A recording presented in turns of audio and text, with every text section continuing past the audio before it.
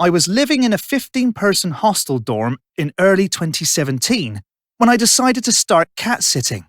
Since moving to London after graduating 5 years earlier, I had tried various unconventional ways of living.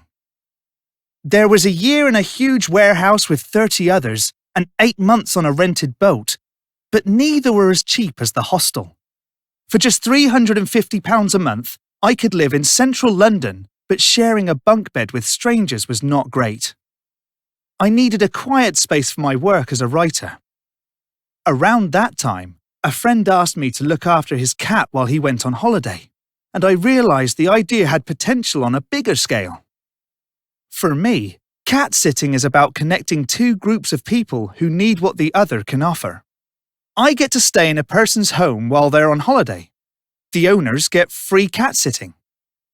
It also means that there is someone to keep an eye on their home, which gives extra peace of mind, especially if they're away for a while. I have always loved cats, and their relaxed temperament makes them ideal companions for someone who works from home alone. It seemed a fairer exchange than just watering plants, but less of a commitment than dogs who need walking. There are also a lot more cats in London because they take up less space. I did try live-in dog-sitting once, but a snappy chihuahua kept going for my ankles. I'm more of a cat person. Some cats prefer to mind their own business, but others will come and sit on my feet or on my lap. To date, I've stayed in 25 houses, looked after 30 cats, and saved about £10,000 that would have gone on rent. I'm booked 90% of the time and fill any gaps by crashing at my mum's in Kent or travelling.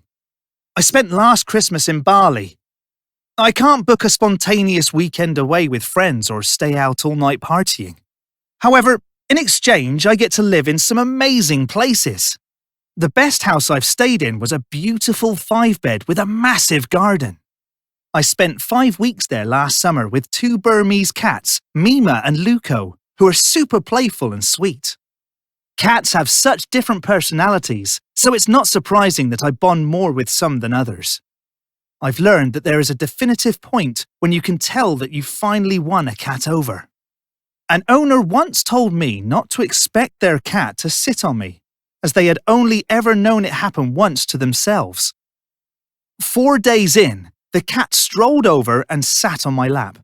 I sent them a photo. Cat-sitting really helps me with my social anxiety. I was diagnosed in 2016.